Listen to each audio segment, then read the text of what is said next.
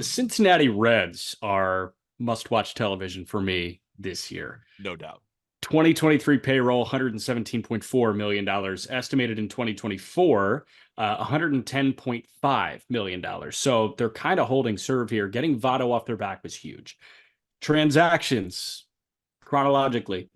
They signed Luke Maile to a 1-year, $3.5 million extension with a club option for 2025. They declined 20 mil on Joey Votto that included a $7 million buyout.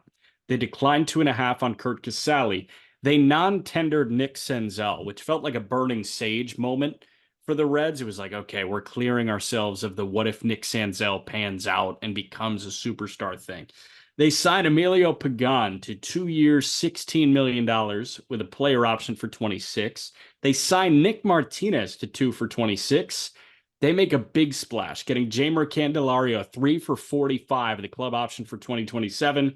They sign Austin Wins, 1 year, 950 grand. Signed Buck Farmer. They bring him back, 1 year, 2.25 mil.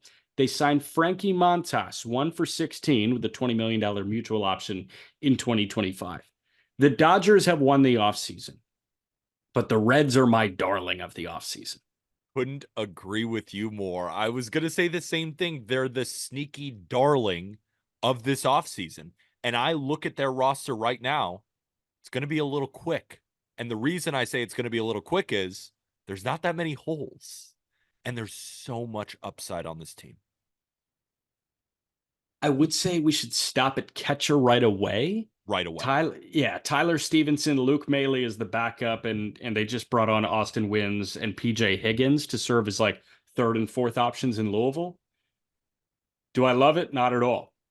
Am I really worried about Tyler Stevenson? Yes, I am. But we're not far removed from Tyler Stevenson looking like a catcher that can legit hit 300 with pop. Yeah. I had a very galaxy brain thing. Okay. You often shut it down, but I just want to open up a conversation. Okay. They need to trade for a young catcher, right? Pirates have 2 of them. One's out for the entire year. Yep. Not this year. Not this year. Just I think minds. I think we talked about it. Andy Rodriguez on a swing in the Dominican Winter League kind of finished the job on his UCL, so he had Tommy John surgery, so he's out for the entirety of this year. Feels so bad for Andy, and that's a guy that I got to know, somewhat well, and we had great conversations with him on the call up at the Futures game. But it sounds like, and Ben Cherington said that Henry Davis is entering camp as a catcher, and now they need him to catch more so than ever before. So I'm going to shut that down right now. We can revisit that a little bit, later. And by later, I mean next year if you want. I don't even think we're going to revisit it I don't because think we'll revisit I think Henry Davis is going to be a corner outfielder in his career. But I'm with you in that line of thinking. Part of me was thinking about Danny Jansen if they're serious about winning right now.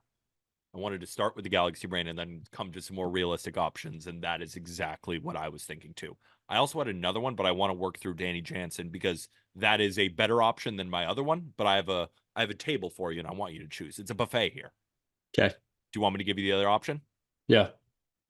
Would the Royals trade Salvador Perez? I don't think so with how young so that either. roster is, and MJ's not catching. Yeah, I didn't think so either. But I mean, that guy, you add that guy in Great American Ballpark.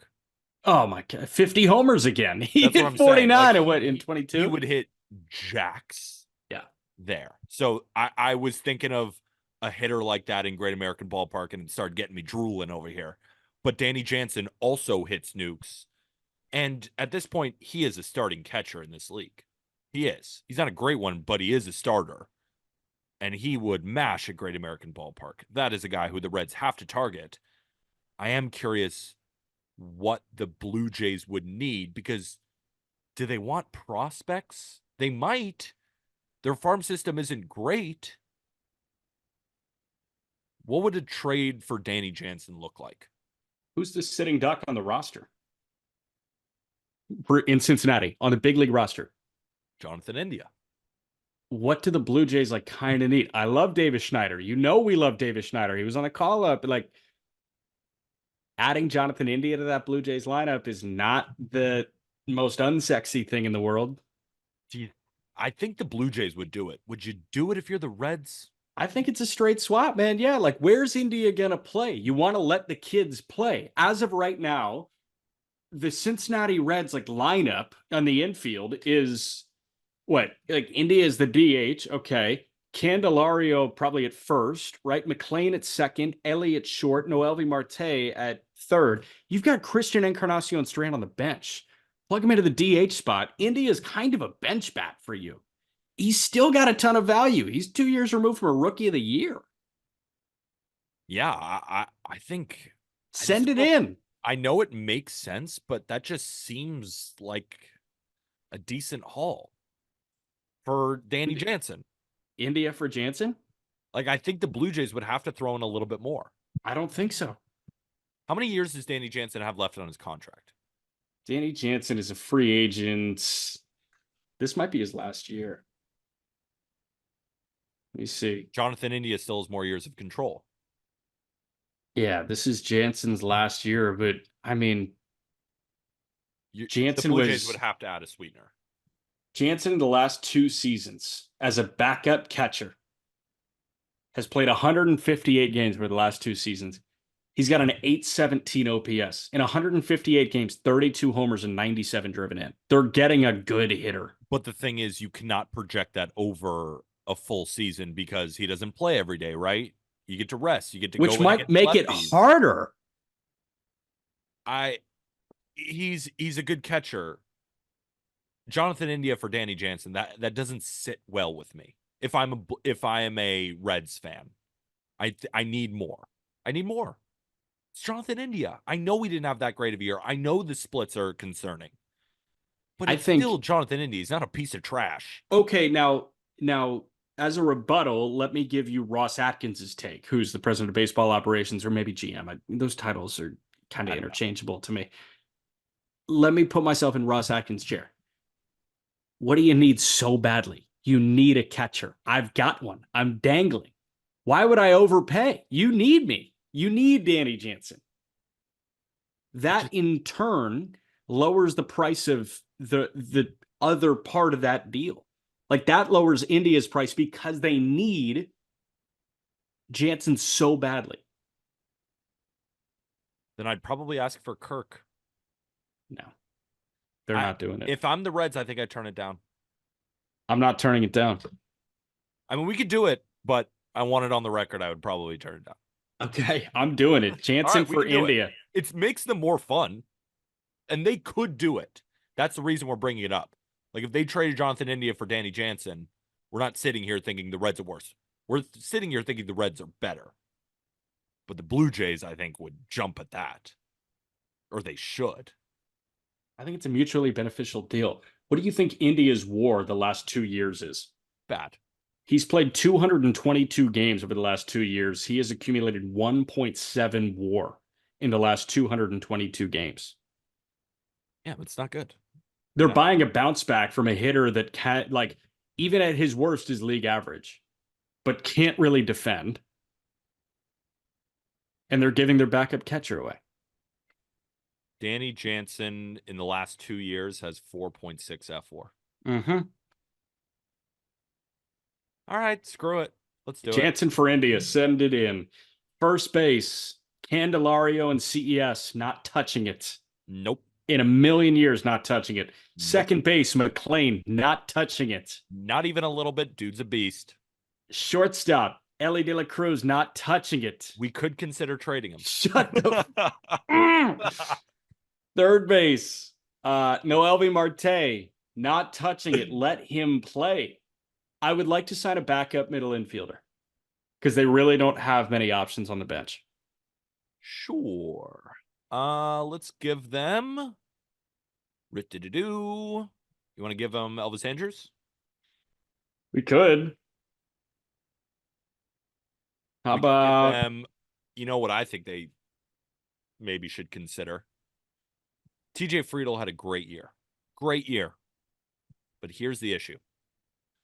When you look into the quality of contact numbers, it's bad. And when I mean bad, I mean it's the largest discrepancy from last year from WOBA to ex-WOBA. Not perfect, but it is a telltale sign that he is going to come down a little bit. Loved watching him last year. There was a lot of ground balls that snuck through that first base and second base hole. We saw him. There's a lot of infield hits. There's a lot of balls that he beat out. He might be the answer, but if you want to spend a little bit more and make sure that center field is not a problem, make sure that you have a backup infielder, you go get Whit Merrifield. No, I think you just No. roll with it. Sorry. No. What about what I was saying didn't convince you? Any doubt in TJ Friedel? Really? You have no doubt about him? I have like a teensy bit of doubt about Friedel, but the reality is that guy put up a massive, massive season, and the Cincinnati Reds have been yearning for breakout, massive, massive seasons. And if I'm the Cincinnati Reds, I'm holding on to that guy for dear life, and I'm saying this job is yours. Next year we'll reassess, but this year, man, like we're not taking any time away from you. Oh, I like Andrews. No, I'm not saying that, oh, we need a center fielder because of problems. He's starting opening day. No, in you're center saying field. you want like a safety net. And my But Whit thing is, Merrifield, I'm saying Whit Merrifield can play center. And he's a very good infielder. Like, he's just a very good player to have in that locker room, especially the guy who's just been around the block with all these young cats. Like, TJ Friedel, right? 750 OPS in 2022. The guy's 28 years old. Now, one of the lowest hard hit rates in the league. It's just not looking good for him next year. I hope I'm wrong because he was damn fun. But like 11th percentile of xWOBA, that ain't good. That's extremely, extremely concerning. Now, xWOBA, again, isn't everything, but I'm going to put you around the kind of guys that he was in terms of a quality of contact that accounts for strikeouts and walks. Put it all together in one number. It's a great number to look at. Alec Thomas, Harrison Bader, TJ Friedel, Ezekiel Tovar, Cedric Mullins. Those were the guys with similar amounts of contact quality as a hitter. That's not a great list to be on. yeah. I don't know, man. I'm saying is you get Whit Merrifield. He can play anywhere you want at any given time. And he can play center if TJ Friedel isn't the guy. And if he is, you still have Whit Merrifield who's good everywhere else. So the thing is, he can't play everywhere you want. Like, he's never played shortstop in the major leagues. Okay, he's not going to play short, but you have McLean and Ellie. I'm saying he can play second, he can play third. I'm sure he can play first, and he can play every outfield position. So my thought was, I want a guy that, and like, depends on what they think about Jose Barrero this year. Is Barrero a guy that's going to hold the bench role, or is he just kind of a sitting duck now? I think he's probably a sitting duck. Yeah, I mean, there you go. Yeah. He's never, I don't think he's ever going to hit enough to be like a guy in the major leagues like we were thinking he would be. Smooth hands, though. Yeah, super smooth hands. But I like the Andrews idea better because like he can play second, he can play short. All right, say Ellie, is out for a little bit. McLean moves to short. Andrews can play second. Say McLean is out for a little bit. It's not like Ellie's moving to second base or Marte's moving to second base. You got Andrews playing second base. Yeah, I mean, we don't even really need to sign an infielder, too, because there is Noelvi Marte there. Yeah, but Marte, like, I don't trust Noelvi Marte at shortstop. I think he should just be the third baseman. Yeah, I think that's fine. No, let's get Elvis Andrews. Let's get Andrews. And cheaper buy-in. And they've already spent a ton of money. That's another point that I wanted to bring about getting Whit Merrifield instead. It's going to be about double or triple the price. So that's fine. But I will say right now, I am a little bit worried about TJ Friedel. I want it on the record. I love him. I'm a little bit worried. I'm not. Okay, I'll just get that out there. Let's see what happens. Outfield right now, Steer in left, Friedel in center, and Benson in right with Fraley, Fairchild, Jacob Hurtubise if you want. I love the Hurtubise story as the backup plan. I don't think you need to do anything, really. Nope. Will Benson, he's so fun. He gets so fired up. I love Will Benson. Left field, Spencer Steer, going to be an all-star. What are you laughing at? Nothing. Good. Spencer Steer, all-star. Left field. Yeah, we're good. We're good. Starting rotation, I think, is one of the deepest that we've got in the National League. Green, Ashcraft, Abbott, Lodolo, if healthy, Frankie Montas, Nick Martinez. And then waiting in the wings, you've got Brandon Williamson, Connor Phillips, Lyon Richardson, Carson Spires, Christian Roa, Levi Stout if you need it. There are so many options. And for my money, I think there are 6 or 7 high-level options here. In Green, Ashcraft, Lodolo, Abbott, Montes, Martinez, Phillips. That's 7. I mean, they definitely did well for concerns about their rotation. Like Frankie Montas was a guy who went over to the New York Yankees from the Oakland A's, and it cost a lot of prospects for a reason. Like, we can't forget that Frankie Montas, not too long ago, back in 2022 with the A's, before he got traded, had a 3.18 ERA in 104 innings. Year before, 3.37 in 187 innings. The dude runs that sinker in on you and has recorded back-to-back seasons outside of last year, obviously where he was hurt, with a ground ball rate that's above average, right? 45.8% in 2022. In 2019, he posted a 50%.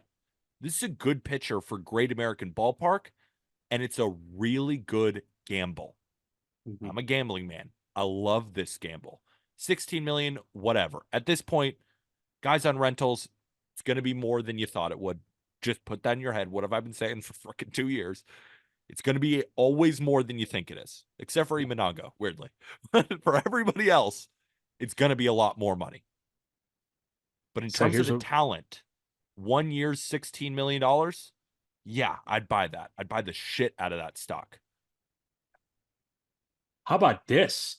This broke when we just started recording. Free agent pitcher Brent Suter and the Cincinnati Reds are in agreement on a 1-year deal. I love that ad. Why not? That's great. Wait, are you talking about legend Brent Suter on the Rockies? He was throwing 88, nobody could touch it? Dinosaur Noise Harvard grad Brent Suter. Just outsmarting motherfuckers? Yes, brother. Yes. Love Brent that. Suter, you are a Cincinnati Red, man. Look at us. Look how nerdy we are. Like, about it. That's great. Okay, so the bullpen right now. Welcome back, TJ Antone. Yes. I hope Antone shoves. He's nasty when he's healthy, man. He's healthy again. He was good in, I think, like 5 big league innings or something last year. I'm factoring Antone into this big league bullpen. Alexis Diaz is a monster. You just signed Pagan. Factor in Antone. Factor in Suter. Lucas Sims. Sam Moll. I'm super high on Ian Jabot. Buck Farmer you bring back. No changes. Go Cincinnati Reds, man. I'm a Reds guy. Sam Moll might be the most underrated reliever in Major League Baseball. Now, he probably isn't. I'm probably being hyperbolic. How many times have I talked about Sam Moll on the podcast, though? Remember when he was at the A's and I wrote that article about this guy who's just like always been really good, and then he kind of shoved with the A's and nobody cares. And then last year puts up a 3.03 ERA. Nobody cares. He's a good reliever, and he's like your 5th guy. Like, again, I have faith. Who don't you have faith in this bullpen? Alexis Diaz, Emilio Pagan, Lucas Sims, Ian Jabot, Sam Moll, Fernando Cruz, Alex Young, Buck Farmer. Who do you not believe in? Fernando Cruz. I love the story, older rookie and all that. Pagan has been somewhat hit or miss over the last couple of years, but he's coming off a damn strong year. Yeah, dominant. I still think Fernando Cruz is fine as the last reliever in your pen. Yeah. Like, he's like, yeah, do I think he can close games? Of course not. But do I think he can do mop-up duty? Absolutely. And then, like, I mean, right now, when does how am I forgetting his name? The lefty. Lodolo? Nick Lodolo. I'm such an idiot. When does he come back? Do you know? He's back. He's fully back? Yeah. Like opening day back? Yeah. I thought it was going to be a month or 2. I don't think so. Okay. I just didn't see him in roster resource. Here we go. Lodolo said he's scheduled to throw a bullpen session on Thursday. This came out today. When the time comes for him to be game ready, he expects to be ready to go. He expects to be good to go by spring training. Amazing. Because then this rotation now, if Montes is healthy enough, Nick Martinez now goes back into that bullpen. Sure. Great. You love that. And again, the 7 starters, man. Green, Lodolo, Ashcraft, Abbott, Montes, Martinez, Phillips. Right. Here's why though. Like we are hyping them up a ton, right? We love this team. We've loved this team even before last year where they made their jump. The pitchers at the top, they have a lot of depth. Like how good is Hunter Green? How good is Nick Lodolo? How good is Graham Ashcraft? Because last I checked, Graham Ashcraft keeps putting up a 5 ERA, right? Like I like Abbott. Don't love Abbott. What are you feeling about those four? Like rank them in terms of vibes. Yeah, no, that's pretty solid criteria, Yeah. actually. You know what I'm saying though? Rank them. How much do you believe in these guys? Yeah, in terms of 2024, my belief level probably goes It's hard. It's really green. hard. It's hard. I just kind of view them all as like the same guy, but I will say Green 1, Abbott 2, Lodolo 3, Ashcraft 4. I would rank them the exact same. But I gotta say, I'm just not. That's my big issue with the Reds, is that I love their offense. I love their bullpen. You need multiple of these guys to step up. And they all have the talent to do so. And that's why this season, that's why the Reds are must watch. Because if all those pitchers reach their potential, watch out. But Yeah, if they don't, this team's finishing fourth. I just think they're running out a 3-starter every night. And I can get behind that. Yeah, no, and that can be winning baseball. I mean, it's not that different from what the Cardinals are doing. Not that different from what the Cubs are doing now. No, Aside from Steele and this is better Imanaga. than the Cubs. Is it not? Like, I really don't like Tyone Hendricks Wicks on the Yeah, back that's end. the point. Yeah. I mean, would you rather have Montes or Wicks? Like, I mean, what are we talking about? All right, yeah, I like it. I got to see a win total projection for the Cincinnati Reds because I'm feeling bullish is the good one. Bullish is the good one, I think. We do that all the time where we agree with each other and then, like, we're wrong. I'm looking it up right now. All right, well, Jack looks up whether bullish or bearish is the right term. Hopefully everybody enjoyed the Just Baseball show and has a great weekend. Hopefully we sent you into it with a banger. Cincinnati Reds, Cleveland Guardians, Shota Imanaga, and that weird but really awesome trade between the Cubs and the Dodgers. We talked about my hats at the beginning, but let's for a second talk about the Just Baseball merch. Get yourself an athletic tee. Get one. You can find them in the episode description. I wear it literally every day. It's one of the most comfortable thing I own. And I wouldn't just say that. I wear it all the time. You see it on the show. Get yours in the episode description. And if you don't want to get any merch, we do ask, please rate and review on Spotify and on Apple Podcasts. We dropped to a 4.9. I hate it. We dropped to a 4.9. Show might be cooked. We need your help. We need your support. And really, I'm not joking around. It really does help our show to rate and review. It takes 4 seconds, and to hit that subscribe button on YouTube takes another 4 seconds, maybe less. Depends how fast your click time is. For me, it's a second, but I'm an athlete. Might take you a couple more seconds. So do that. Rate and review on Spotify and Apple Podcasts, and subscribe on YouTube. That's Jack McMullen. Before we go, bullish or bearish, which is the right one? Bullish means price is going to go up, or so you think. Bearish means price is going to go down. So we are bullish on the Cincinnati Reds. We are also bullish on the Cleveland Guardians, and we are bullish on you. Thank you for listening. We'll see you on Monday. And with that, thank you, everybody. I'm kind of bearish on the Guardians.